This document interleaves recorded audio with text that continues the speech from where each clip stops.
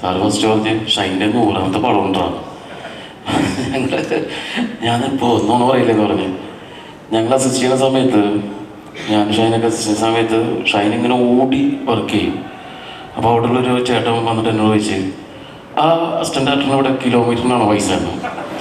അതേപോലെ ഓടി വരുന്ന വർക്ക് ചെയ്യണം. ആ ഓട്ടം ഇപ്പോഴും നിന്നിട്ടില്ല ഷൈൻ്റെ. ആ ഓട്ടം ഓടി ഓടി ഇപ്പോൾ 100ാമത്തെ പടം വരെ ആയിട്ടുണ്ട്.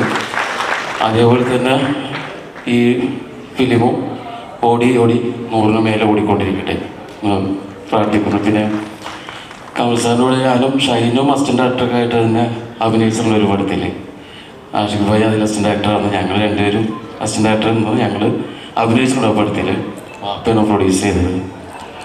പിന്നെ കമൽ സാറ് നമ്മളെ കുടുംബത്തിൽ നിന്നുള്ള എൻ്റെ ഉമ്മയുടെ ജ്യേഷ്ഠനാണ്.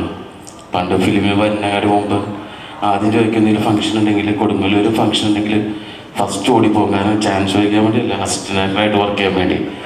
അപ്പം അങ്ങനെ ഒരു ചാൻസ് വന്നു. പക്ഷേ കുടുംബത്തിൽ നിന്ന് ഓരോ പടത്തിലും ഓരോരുത്തരെടുക്കുള്ളൂ.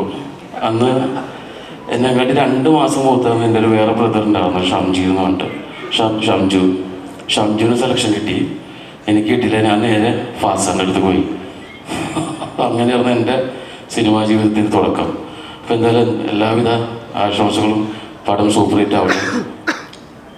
Thank you. എന്തായാലും നമ്മുടെ ട്രയൽ ലോഞ്ചിലേക്ക് നമ്മൾ കടക്കാൻ വേണ്ടി എനിക്ക് തോന്നുന്നു സൗകര്യക്ക ഒറ്റയ്ക്ക് ആ ട്രയൽ ലോഞ്ച് ചെയ്താൽ ശരിയാവുമെന്ന് എനിക്ക് തോന്നുന്നില്ല. ഒരാളെ കൂടെ വിളിക്കേണ്ടി വരുമായിരിക്കും. ആ ഓട്ടക്കാരനെ വിളിച്ചാലോ നമുക്ക്? ഓടിയോ.